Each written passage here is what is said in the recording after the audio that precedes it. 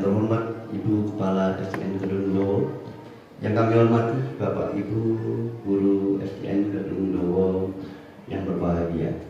Alhamdulillahirobbilalamin. Pada hari ini kita berkumpul di sini dalam rangka untuk melaksanakan diseminasi menyebarkan pemahaman dan pengalaman budaya positif oleh Ibu Triyeni Ali, calon guru penggerak angkatan 11 Kabupaten Manado. Dalam kesempatan ini Ibu Triyeni akan memaparkan tentang budaya positif yang telah didapat di pendidikan guru penggerak untuk didiseminasikan kepada rekan-rekan sejawat di sekolah SDN Kedungdowo.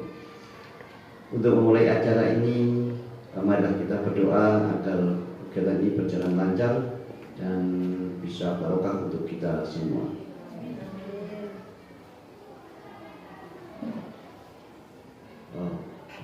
Ila hadrati Nabi Mustafa Rasulullah sallallahu alaihi wasallam. Al-Fatihah.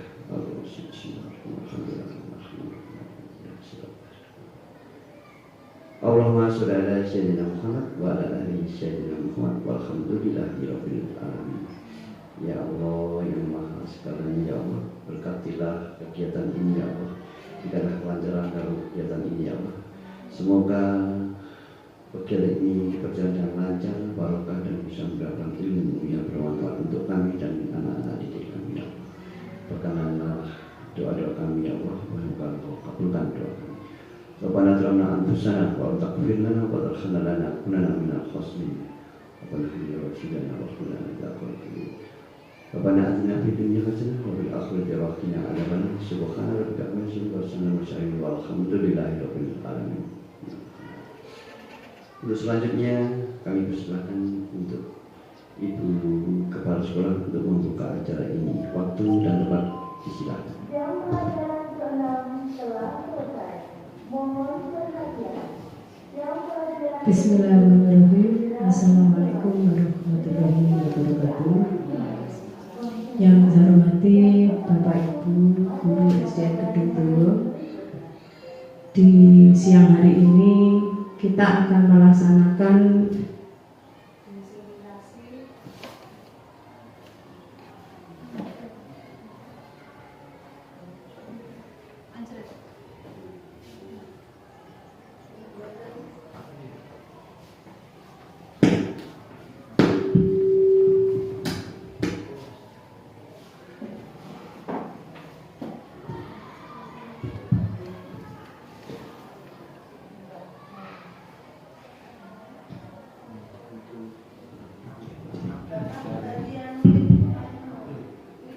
Bapak Ibu yang saya hormati, mohon maaf, di siang hari ini kita akan melaksanakan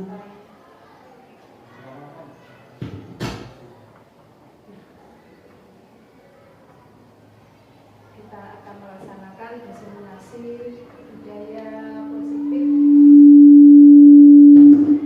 untuk guru penggerak angkatan 11 yang dilaksanakan oleh Bu Triyeni. Semoga dalam diseminasi hari ini nanti bisa membawa perubahan di SD kita, terutama SDN Kedungdowo, dan bisa memajukan anak-anak didik kita ke depannya nanti semakin maju, ya, dengan perubahan-perubahan yang akan dilakukan oleh teman-teman atau guru-guru yang sudah CGP, dan ini dimulai tahun ini oleh Bu Triyeni ini.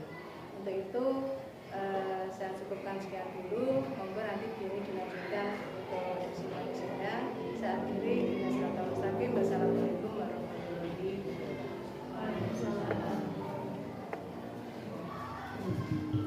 Terima kasih disampaikan kepada Ibu Yuli Supiati sebagai MNPD selaku Kepala SD Kedungdowo.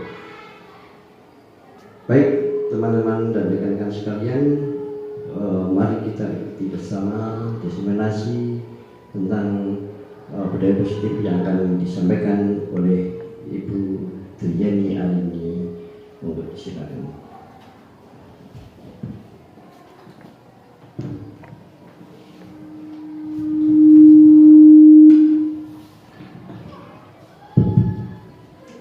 Assalamualaikum warahmatullahi wabarakatuh. Alhamdulillah, terima kasih atas waktu yang diberikan kepada saya. Di sini saya akan mempresentasikan kegiatan diseminasi aksi nyata modul 1.4 tentang budaya positif, di mana budaya positif ini merupakan salah satu materi yang ada di modul 1, di mana modul 1 itu ada 4 materi. Materi 1.1, 1.2, 1.3 dan 1.4 tentang budaya positif.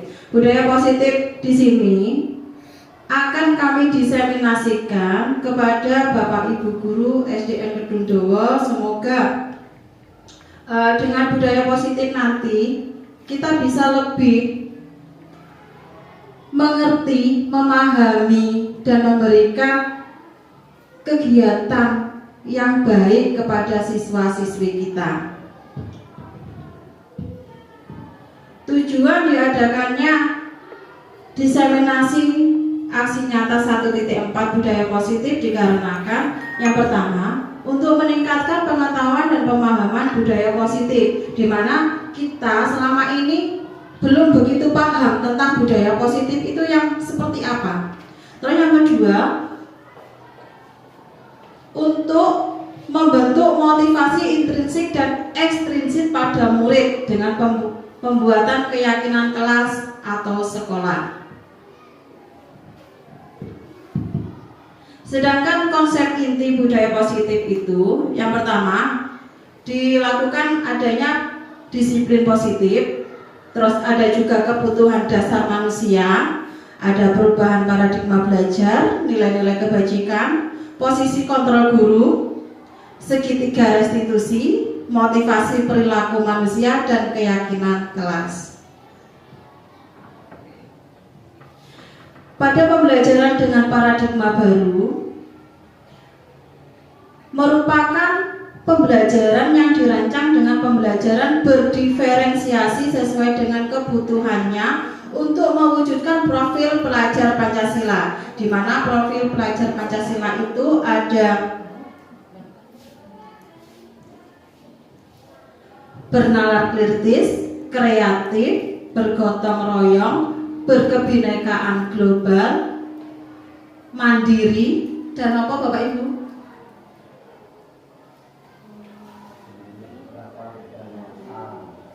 Iya.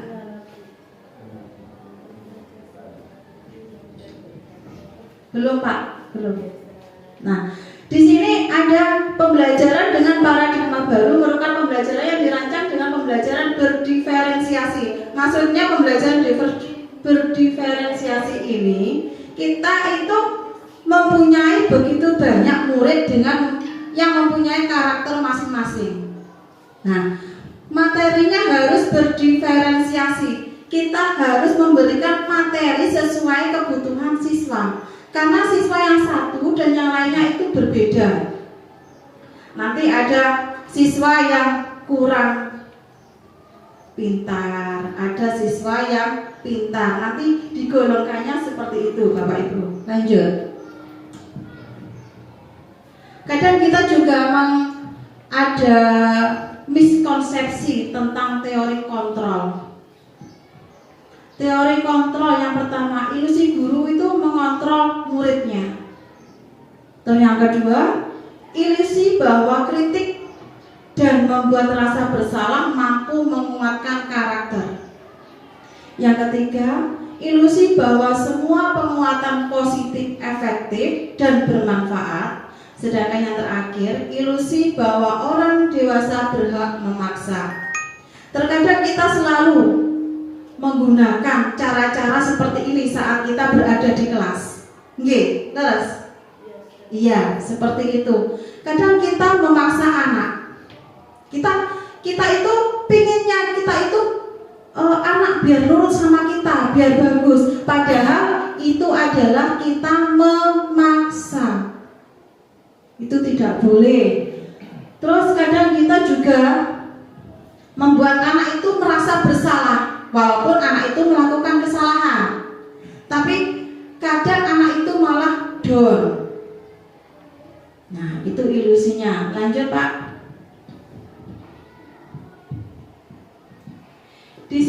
ada beberapa kegiatan yang mengubah paradigma stimulus respon ke pendekatan teori kontrol. Yang pertama, stimulus respon dari rutinitas atau kebutuhan, realitas kebutuhan kita sama, sedangkan teori kontrolnya itu realitas kebutuhan kita itu berbeda. Semua orang melihat yang sama. Di teori kontrolnya, setiap orang itu memiliki gambaran yang berbeda. Perilaku buruk dilihat karena suatu kesalahan. Kalau di teori kontrolnya, semua perilaku memiliki tujuan.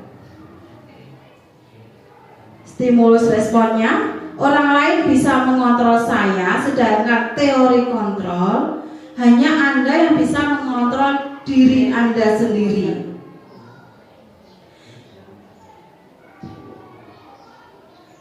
Saya bisa mengontrol orang lain, padahal di teori kontrolnya itu Anda tidak bisa mengontrol orang lain. Yang bisa mengontrol orang lain adalah diri mereka sendiri. Terus pemaksaan ada pada saat bujukan kegagalan.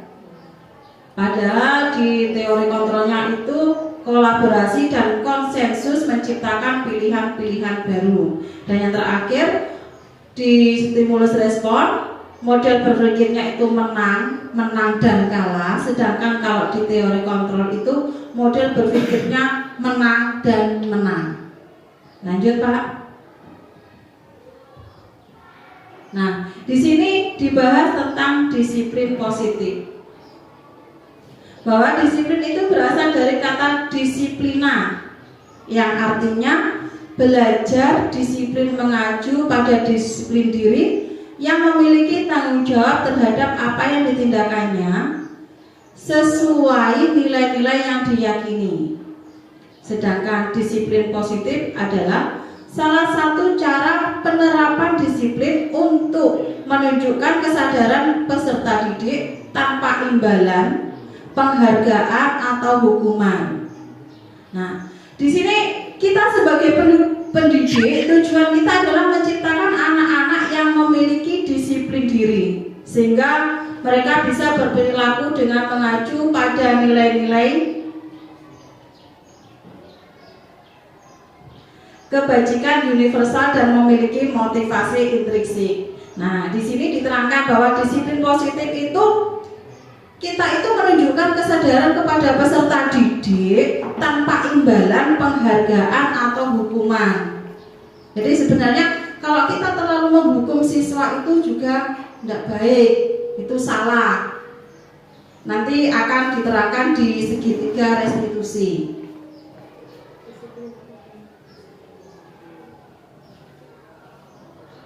Dari sini mungkin ada yang mau ditanyakan? Betul? Lanjut tak? Iya. Selanjutnya ada nilai-nilai kebajikan.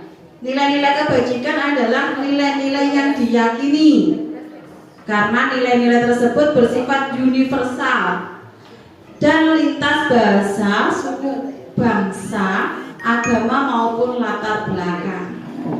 Di sini ada beberapa contoh nilai kebajikan dari institusi, yaitu yang mencakup profil pelajar Pancasila. Yang pertama, beriman, bertakwa kepada Tuhan Yang Maha Esa dan berakhlak mulia.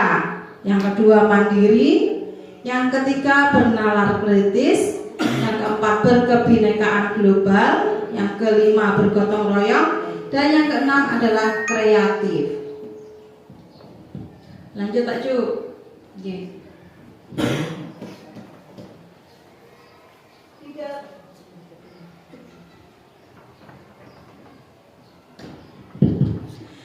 Di dalam keseharian kita sebagai manusia, kita juga memenuhi kebutuhan. Nah, kebutuhan kita itu ada kebutuhan dasar. Di sini diterangkan bahwa kebutuhan dasar manusia itu adalah sesuatu yang kita inginkan dengan melakukan tindakan.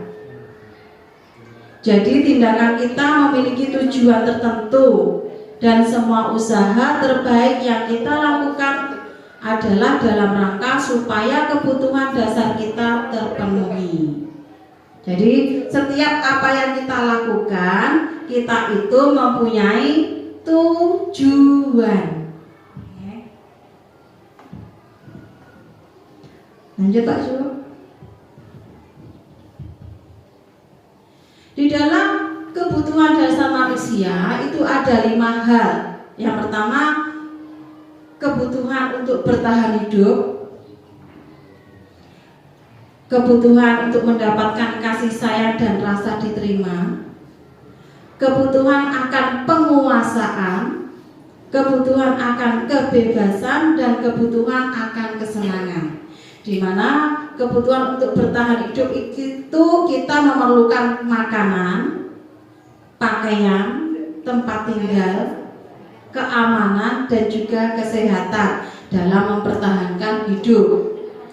Sedangkan untuk yang poin kasih sayang dan rasa diterima, kita mempunyai rasa diterima, dipedulikan, kita dapat berbagi, kita dapat bekerja sama, berkolaborasi dengan teman kita, dan kita bisa menjadi bagian dari suatu kelompok tertentu dalam suatu komunitas seperti yang sudah kita lakukan. Kita membentuk komunitas belajar, ya.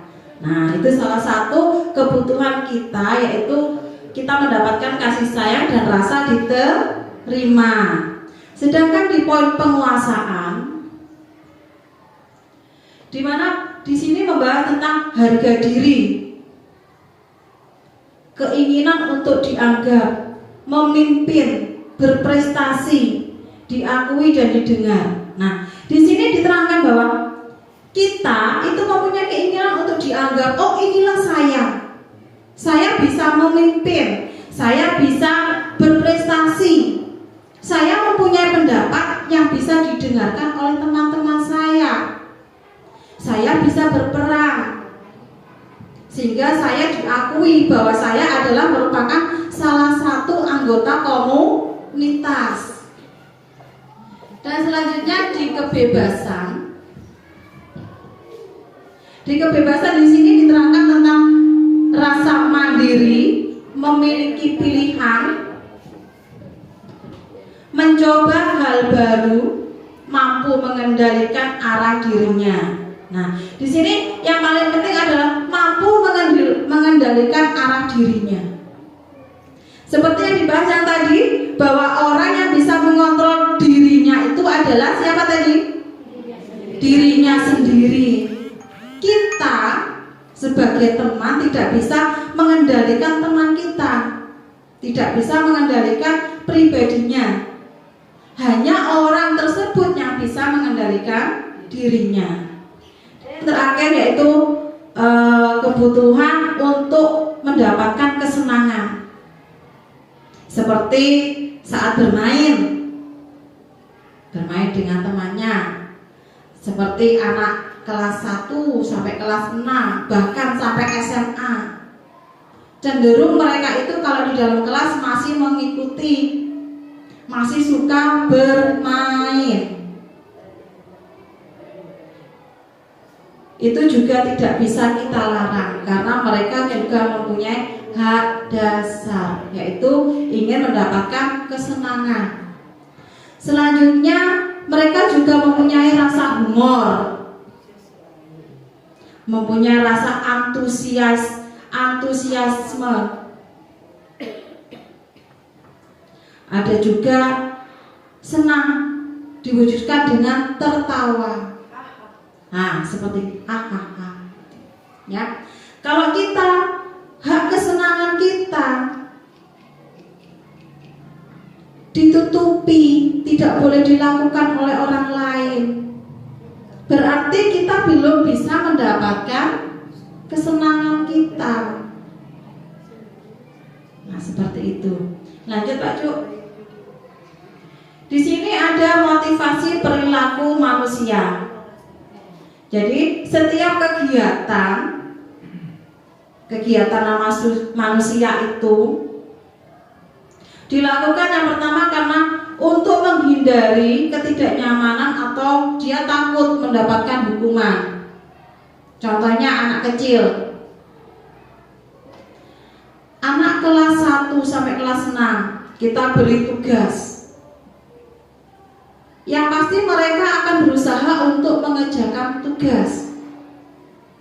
Kalau dia tidak mengerjakan tugas, dia takut karena dia akan mendapatkan hukuman dari gurunya. Nanti ditanya, PR-mu mana? Belum mengerjakan. Nah, kamu berdiri di luar. Itu salah satu contoh hukuman. Jadi kadang anak itu terpaksa melakukan suatu pekerjaan karena dia itu merasa dia takut nanti akan dihukum. Terus yang kedua, untuk mendapatkan imbalan atau penghargaan dari orang lain. Contohnya, ada anak yang mengikuti lomba. Kadang dia itu bukan timbul dari dirinya sendiri, tapi dipaksa sama orang tuanya. Melu lomba, ikutlah lomba bola. Nanti kalau kamu ikut lomba, nanti kamu dapat sertifikat. Sertifikatnya bisa dipakai nanti waktu mau naik di SMP. Karena dia ingin mendapatkan penghargaan dari orang lain.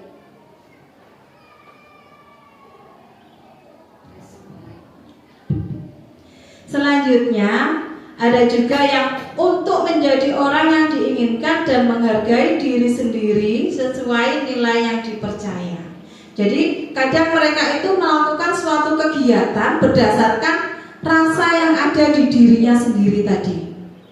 Tidak ada paksaan dari orang lain, tidak ada yang menyuruh, dia melakukan sesuai keinginannya sendiri.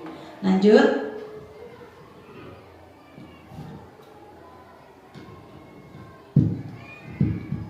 Di sini ada perbedaan antara hukuman, konsekuensi, dan restitusi. Hukuman itu tidak terencana atau tiba-tiba. Murid tidak tahu apa yang akan terjadi dan tidak dilibatkan. Terjadinya karena bersifat satu arah.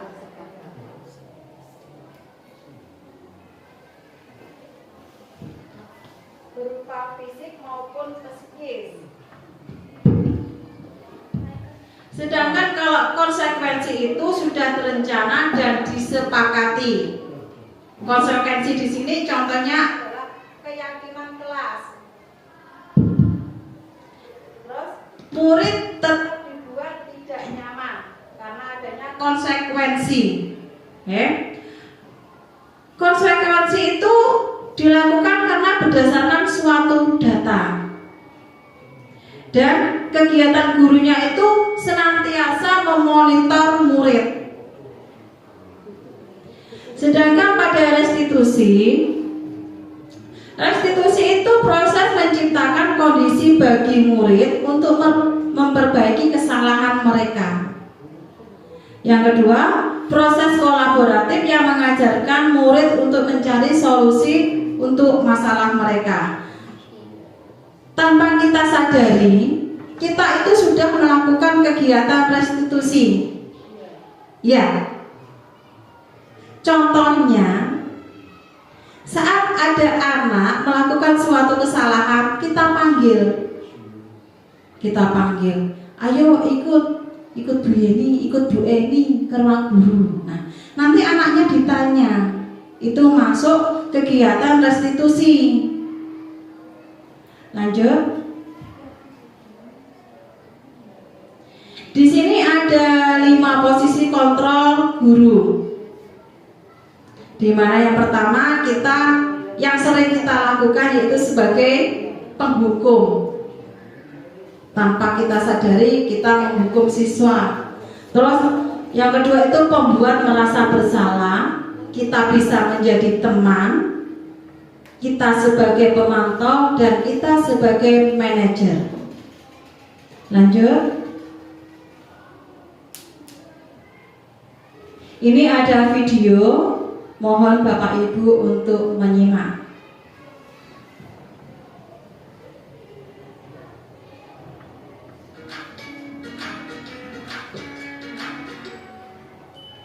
Salam bahagia Ibu dan Bapak guru hebat. Dalam penerapan disiplin positif restitusi, salah satu program yang dikembangkan adalah 5 posisi kontrol. 5 posisi kontrol dalam restitusi adalah proses perjalanan seorang pendidik agar dapat mengenali dirinya. Pada video kali ini, kita akan membahas tentang 5 posisi kontrol yang dikembangkan oleh Diane Goshen dan contoh penerapannya.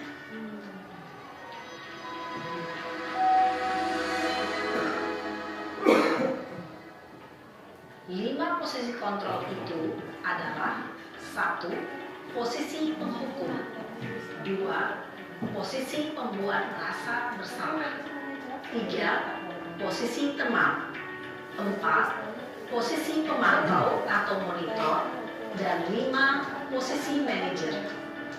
Untuk lebih memahami kelima posisi tersebut, mari kita saksikan kasus Naren yang terlambat hadir 20 menit di sekolah dan melihat bagaimana kelima posisi kontrol dalam menghadapi masalah tersebut.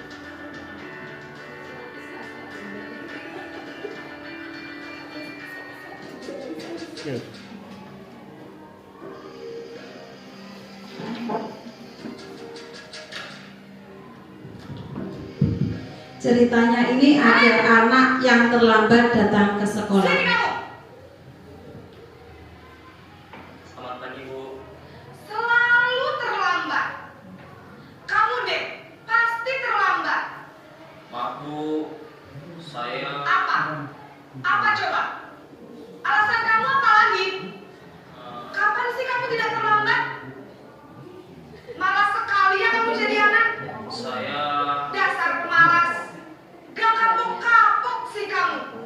Sudah berapa kali terlambat? Sana, kamu keliling lapangan basket 2 kali.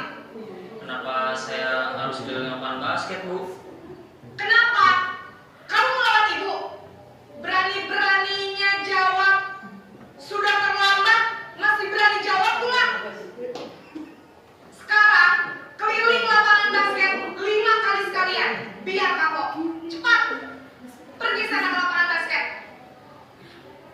Nah, ini salah satu contoh posisi kontrol guru, yaitu sebagai penghukum. Menghardik, menunjuk-nunjuk, menyakiti, dan menyindir.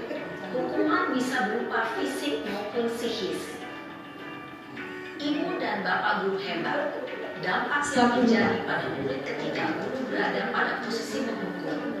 Nah, saat di posisi penghukum tadi, kita bisa melihat video. Tadi ada anak yang datang terlambat. Sama ibu gurunya langsung ditanya, kenapa kamu terlambat? Ditunjuk-tunjuk.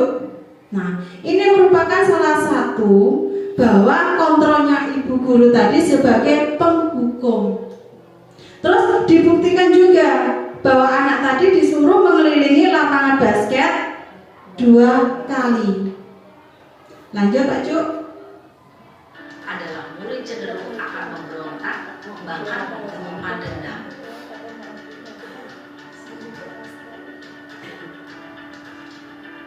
Di sini posisi kontrol sebagai posisi pembuat anak merasa bersalah.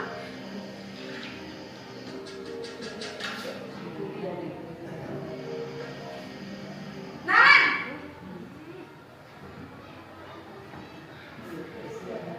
Selamat pagi, Bu.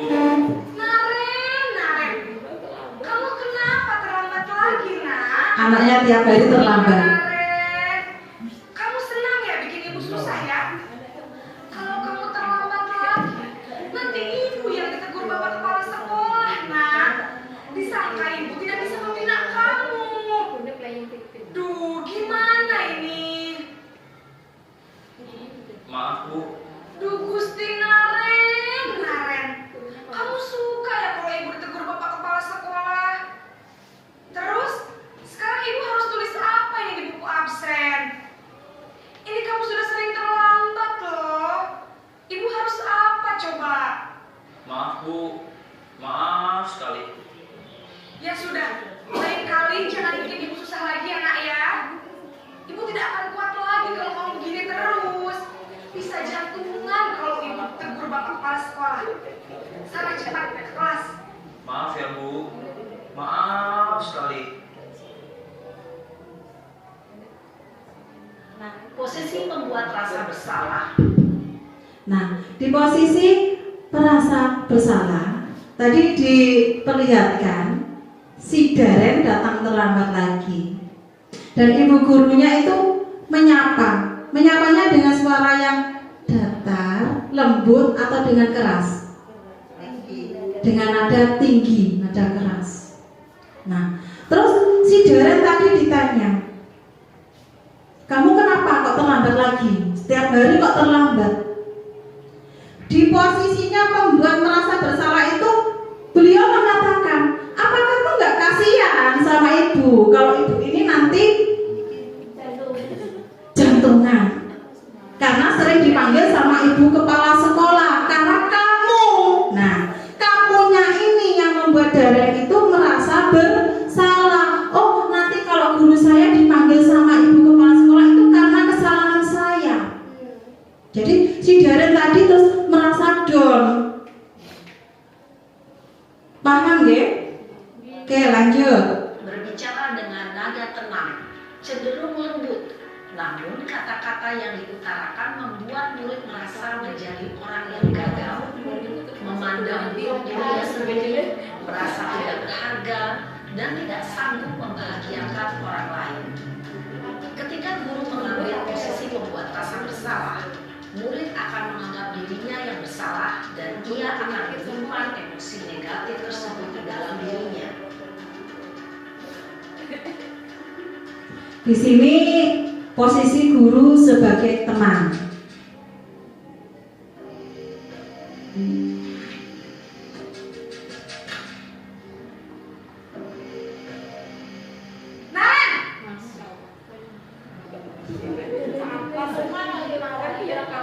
Selamat pagi Bu.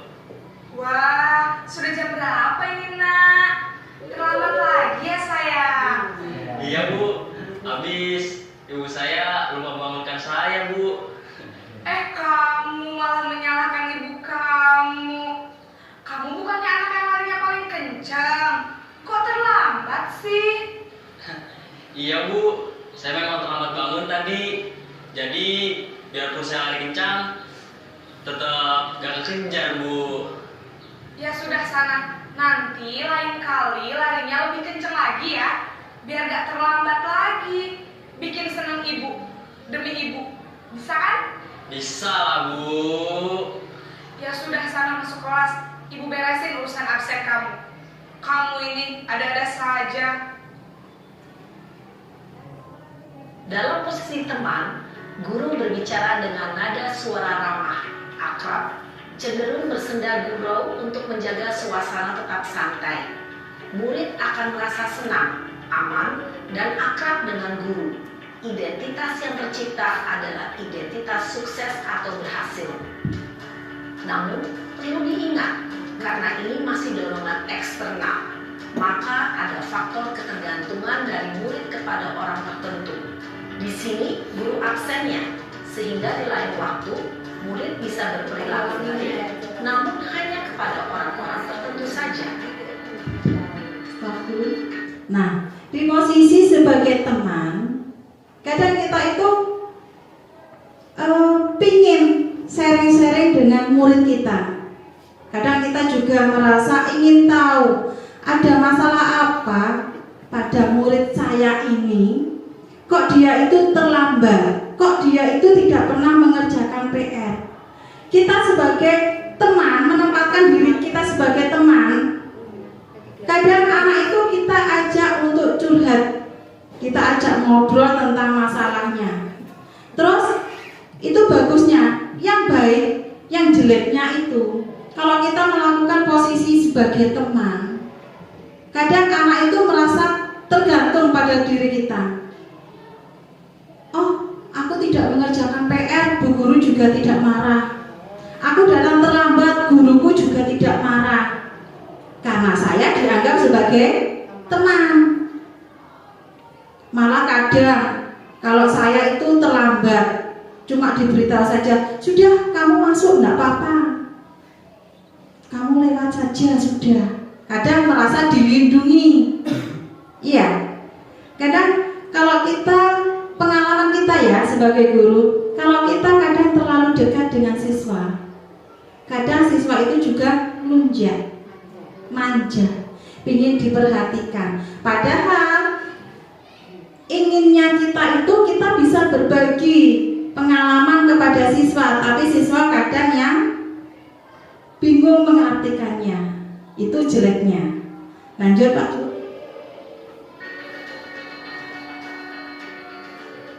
Di sini dibahas posisi untuk pemantau.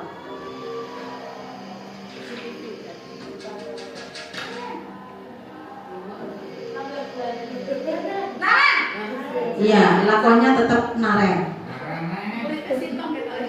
Selamat pagi Bu. Naren, apa peraturan sekolah kita tentang jam berapa kita harus masuk sekolah, Nak? Kita harus di sekolah jam 7 Bu. Iya betul, sekarang sudah jam 7.20.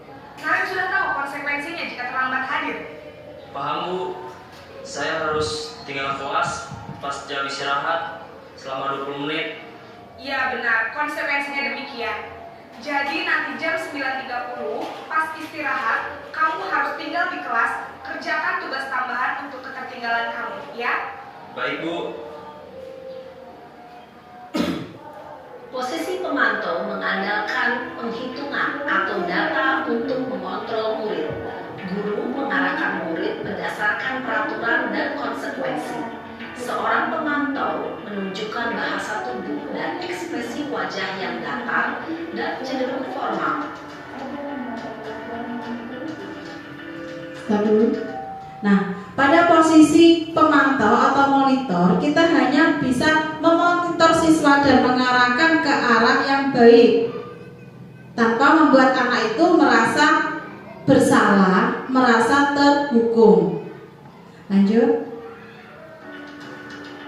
Selanjutnya ada posisi kelima, yaitu posisi manajer.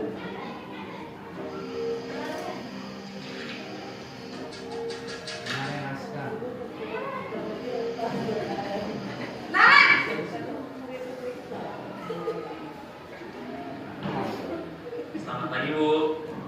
Selamat pagi Naren. Maaf Bu, saya terlambat. Iya, sekolah masuknya jam 7, sekarang sudah jam 7.20. Jadi sekarang bagaimana ini Naren? Maaf Bu, saya lupa setel alarm saya semalam. Baiklah, menurut kalian, keyakinan sekolah yang mana yang perlu kamu tingkatkan? Menghargai diri sendiri dan orang lain mungkin ya Bu. Setuju. Jadi, apakah Naren meyakini prinsip saling menghormati tersebut? Iya Bu, saya meyakininya. Apakah Naren bersedia memperbaiki masalah keterlambatan ini? Bersedia Bu. Bagaimana kamu akan perbaiki masalah keterlambatan ini? Saya akan coba untuk tidak lupa menyetel alarm saya Bu. Baik, kalau Naren lupa menyetel alarm di rumah, ada orang yang kira-kira bisa bantu mengingatkan tidak? Ada Bu, kakak saya, Kak Emma. Ada lagi selain Kak Emma? Selain Kak Emma, ada ibu saya. Baik, jadi yang mengingatkan Naren adalah Kak Emma dan ibu kamu ya? Kira-kira akan mulai setel alarm kapan nih Naren? Setelah pulang sekolah, akan segera saya lakukan. Baik, jadi Naren akan setel alarm untuk bangun besok pagi dan akan diingatkan oleh kakak dan ibunda Naren ya. Ada lagi yang mungkin perlu dilakukan Naren agar tidak terlambat bangun lagi? Tidak ada Bu. Baik Naren, terima kasih untuk kerjasama kamu. Sekarang kamu perlu kembali ke kelas untuk belajar. Baik Bu, terima kasih. Posisi manajer adalah posisi kontrol yang disarankan untuk membimbing murid memiliki sikap disiplin yang positif, yaitu murid yang mandiri, bertanggung jawab, dan dapat memecahkan masalah. Tujuan dari posisi ini adalah agar murid dapat berefleksi atas tindakannya. Guru akan dengan tulus memberikan pertanyaan-pertanyaan sehingga membuat murid dapat belajar dari kesalahannya dan mencari sebuah solusi untuk menyelesaikannya. Ibu dan Bapak guru hebat. Nah, di posisi kelima yaitu posisi manajer, kita itu membimbing siswa kita yang sudah melakukan kesalahan untuk ke arah yang benar tanpa membuat rasa bersalah, menghukum, sehingga dia itu bisa merefleksikan kesalahannya sehingga dia bisa lebih bertanggung jawab. Sehingga untuk yang kemarin-kemarin sudah kesalahannya dilupakan, dia akan memperbaiki. Lanjut. Telah mengamati adegan kelima posisi kontrol tadi, kira-kira posisi mana yang paling ideal? Stop. Posisi mana? Nah, di sini diterangkan ada 5 posisi kontrol. Posisi kontrolnya tadi ada apa saja? Penghukum, pembuat merasa bersalah, pemantau, teman, dan yang terakhir ada manajer. Dari kelima posisi kontrol tersebut, menurut panjenengan itu yang bagus itu yang mana? Sebagai seorang manajer. Nah, lanjut. Nah, yang dapat menunjang motivasi prinsip murid. Ya, tentu posisi manajer. Posisi ini memang posisi ideal yang ingin dituju setiap pendidik. Pada posisi inilah guru dapat menerapkan disiplin positif yang berpihak pada murid, yang memerdekakan murid. Perjalanan seorang pendidik tentunya tidak mudah untuk sampai pada posisi seorang manajer. Namun, tujuan kita pasti, yaitu menciptakan murid-murid yang mandiri, merdeka, dan bertanggung jawab. Semoga penggambaran 5 posisi kontrol yang telah diperlihatkan ini dapat menjadi ajang refleksi bagi kita semua, agar dapat terus mengasah dan menerapkan disiplin positif yang memerdekakan murid. Mari terus berlatih dan bersemangat. Selamat menerapkan. Salam dan bahagia Ibu dan Bapak guru hebat. Iya, jadi dari 5 posisi kontrol guru yang terbaik adalah sebagai manajer. Nah, tepuk tangan untuk Bapak Ibu semua. Ternyata Bapak Ibu sudah memahami tentang 5 posisi kontrol. Iya, lanjut.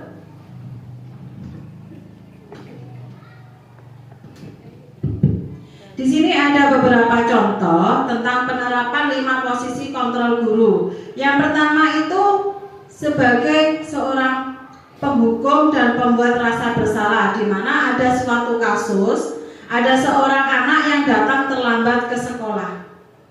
Posisi kontrol sebagai penghukum, beliau mengatakan, hormat pada bendera selama 1 jam. Tadi ditunjukkan dengan gestur, dengan nada yang keras, dengan cara menunjuk-nunjuk.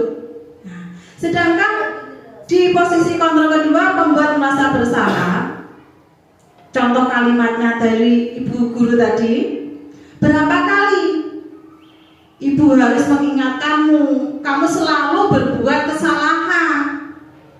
Apa kamu tidak merasa bersalah? Kamu nggak merasa kasihan sama ibu karena seringkali dipanggil sama ibu kepala sekolah. Itu contoh dari pembuat merasa bersalah.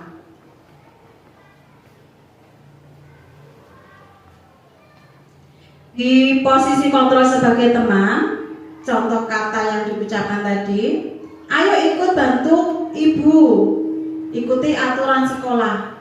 Sekali ini saja ya, lain kali jangan diulangi lagi. Kalau sebagai teman, kadang kita kan merangkul, kadang kita membujuk dengan halus. Kita mau melakukan apa saja demi teman kita. Kadang kita juga menutupi kesalahannya teman agar kesalahan-kesalahan itu tidak muncul. Iya.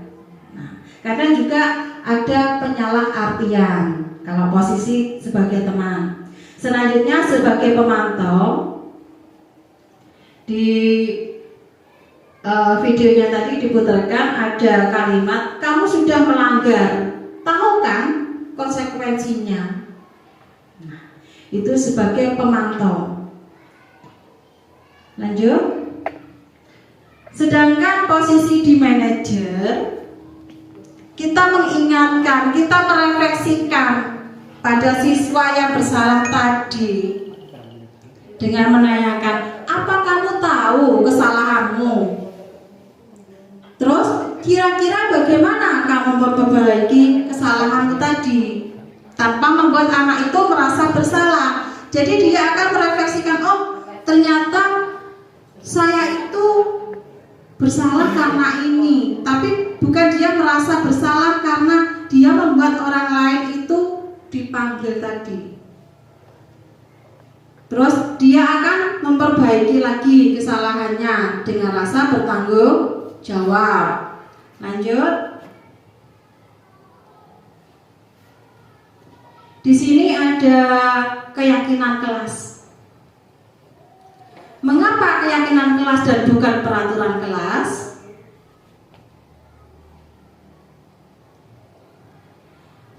Kita selalu membuat keyakinan kelas di dalam kelas kita. Kalau dulu kesepakatan kelas, kalau sekarang keyakinan kelas. Di mana keyakinan kelas ini bersifat lebih abstrak daripada peraturan. Terus pernyataan-pernyataannya itu universal dalam bentuk yang positif. Tidak terlalu banyak kata-katanya, dapat diterapkan, dan semua warga kelas itu hendaknya ikut berkontribusi dan bersedia meninjau kembali. Jadi kalau keyakinan kelas itu tiap hari kita lakukan berjangka. Kalau tidak berat 1 hari, 2 hari, bisa seminggu, bisa 1 bulan, yang selalu kita rubah. Namanya keyakinan kelas. Lanjut. Nah, di sini ada segitiga restitusi yang berhubungan dengan 5 posisi kontrol guru tadi, di mana segitiga restitusi itu adalah suatu proses dialog yang dijalankan dan dilakukan oleh seorang guru agar menghasilkan murid yang mandiri dan bertanggung jawab. Di mana di tahap segitiga restitusi itu yang pertama itu menstabilkan identitas.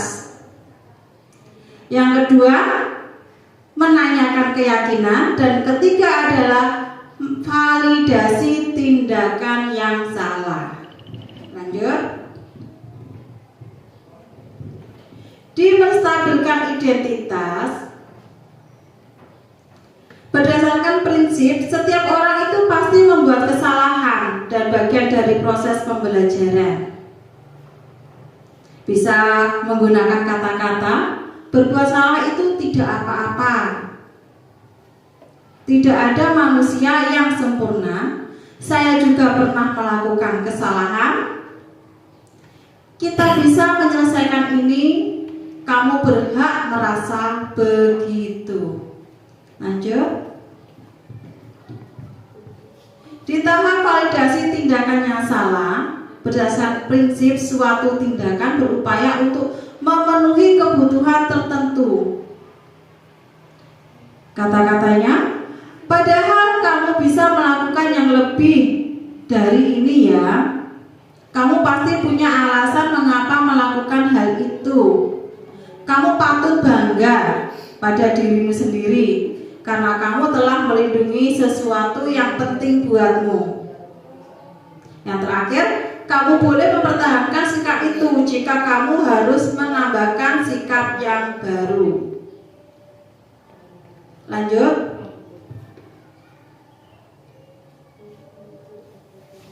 Di tahap menanyakan keyakinan, berdasarkan prinsip teori kontrol, menyatakan bahwa kita pada dasarnya termotivasi secara internal, yaitu apa yang kita percaya sebagai kelas atau keluarga, apa nilai-nilai yang telah kita sepakati, Apa bayangan kita tentang kelas yang ideal?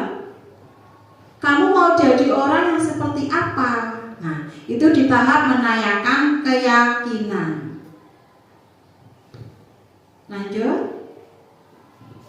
Di sini ada 2 contoh kasus yang sudah saya lakukan untuk penerapan segitiga restitusi. Yang pertama, kasusnya yaitu ada siswa yang sedang makan saat pelajaran.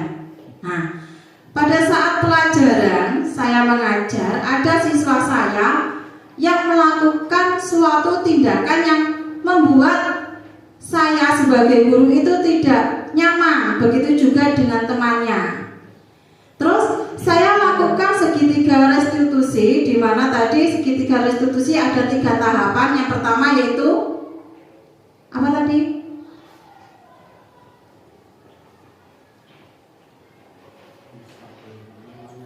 Apa? Iya, menstabilkan identitas, menanyakan keyakinan dan memvalidasi kesalahan. Ini ada contoh videonya. Kita tahu nggak kenapa tadi pagi-pagi di sini?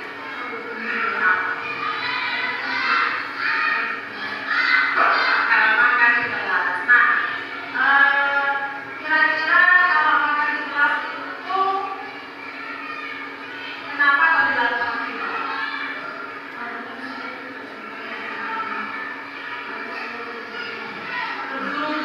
Kedua-duanya karena apa? Karena gabungan kesianan.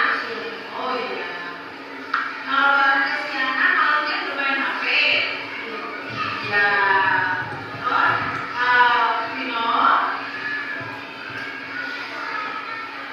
Vino ngerti nggak kalau makan di kelas besar?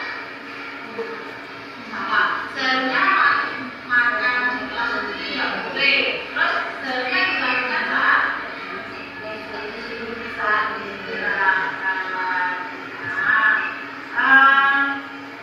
ini nggak marah sama kamu ya. Bang Geri ingin memberikan solusi. Kalau kamu memang boleh bermain HP, tapi jangan terlalu lama. Sehingga apa? Kalau kamu terlalu lama, kamu itu nggak fokus. Lama-lama waktunya terbuang bermain HP, padahal besoknya harus berangkat sekolah. Sebenarnya kita harus bisa membaca semua main HP, sehingga bangunnya pagi tidak dulu. Terus pagi juga bisa sarapan dulu. Jadi minuman tidak terasa. Ya, kira-kira minum nasinya enggak tentang keyakinan apa saja? Pakai rapi, terus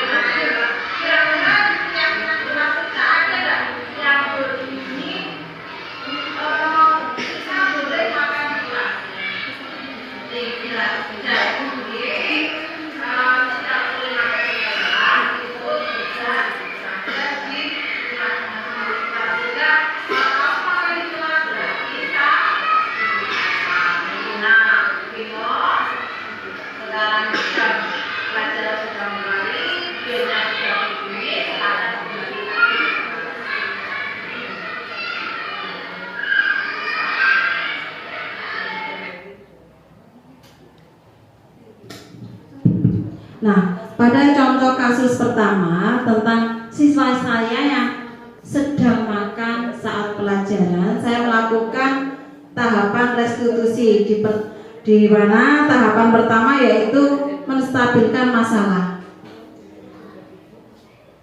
Saya memanggil siswa saya itu saat jam istirahat, bukan saat pelajaran langsung saya panggil. Kalau pada saat pelajaran dia langsung dipanggil, dia akan merasa down. dia akan merasa malu pada temannya. Aduh, aku kok dipanggil. Dia merasa bersalah. Nah, di tahapan pertama saya menstabilkan masalah dengan menanyakan kepada anak yang makan tadi, apa yang sudah kamu lakukan di dalam kelas? Apakah kamu tahu kenapa kamu dipanggil? Nah, itu termasuk kalimat saat menstabilkan masalah. Terus untuk menanyakan keyakinan, saya menanyakan kepada siswa tersebut, apakah di dalam keyakinan kelas kita dituliskan kita boleh makan di dalam kelas? Iya, saat pelajaran. Terus siswa tadi menjawab, tidak ada Bu di dalam keyakinan kelas tadi. Terus di tahap memvalidasi kesalahan, saya mengatakan, saya juga pernah kok merasa lapar dan ingin makan di dalam kelas. Tapi saya tahu bahwa di dalam keyakinan kelas itu tidak ada kata seperti itu. Makanya saya menyarankan kepada Vino untuk datang lebih pagi, atau kalau malam itu tidak boleh main HP terlalu lama, sehingga bangunnya juga bisa pagi dan sempat untuk sarapan di rumah. Lanjut pada kasus kedua, di mana kasus kedua ini ada siswa yang mencoret-coret buku catatan teman sebangkunya.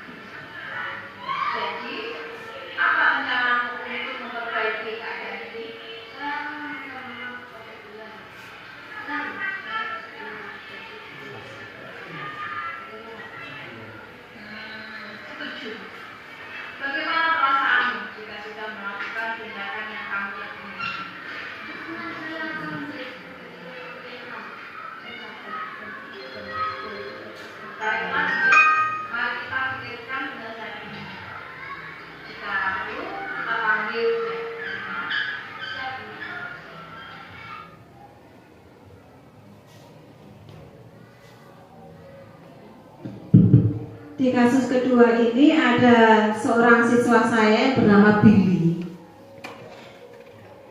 Dia itu tidak membawa buku. Terus dia ingin meminjam catatan temannya tadi, sama si Bian tidak diberi.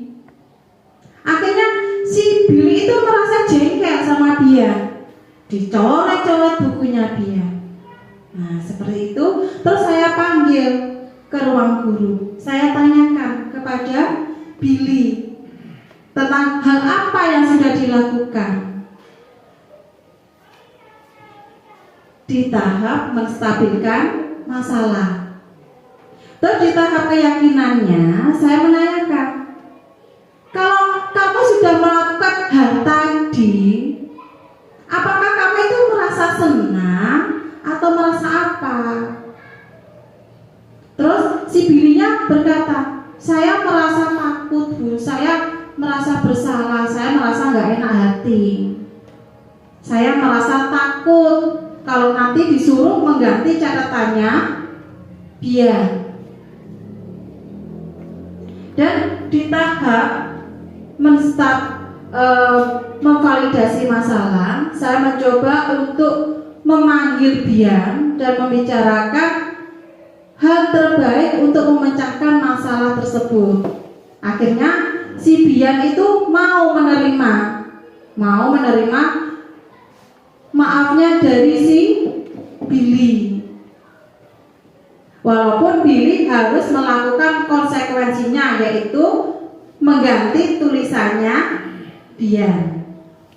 Nah, setelah saya berikan kegiatan segitiga restitusi, alhamdulillah si Billy ini merasa tenang hatinya.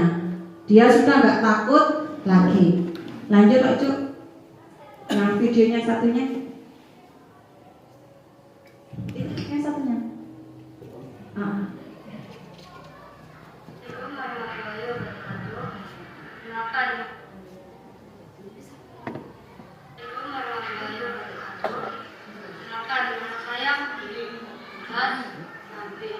Saya merasa senang karena telah diajak Yeni untuk melakukan praktek segitiga restitusi untuk memecahkan permasalahan dan saya happy. Terima kasih Bu Yeni. Assalamualaikum warahmatullahi wabarakatuh. Nah, ini adalah refleksinya si Billy setelah dia tadi melakukan segitiga restitusi bersama saya.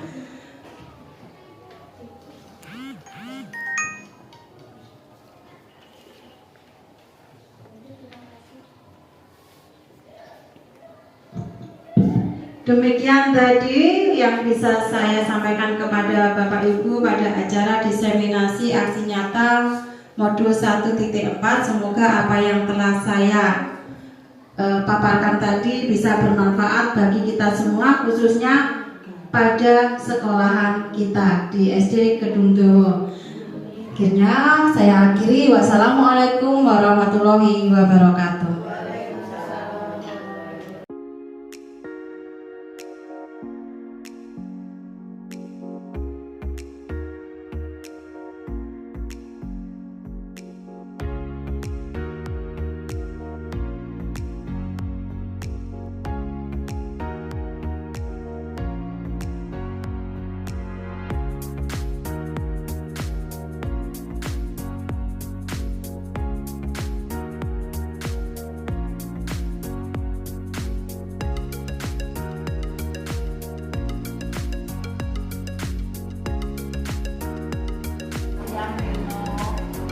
Kita tahu nggak kenapa tadi kok dipanggil Billy ke sini? Kenapa? Karena makan di kelas. Nah, kira-kira kalau makan di kelas itu kenapa kok dilakukan Vino?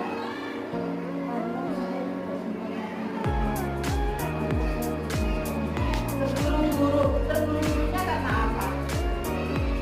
Karena bangunnya kesiangan. Oh iya. Kalau bangun kesiangan malamnya bermain HP. Iya. Terus Vino ngerti nggak kalau makan di kelas itu salah? Salah. Seharusnya makan di kelas itu tidak boleh. Terus seharusnya dilakukan saat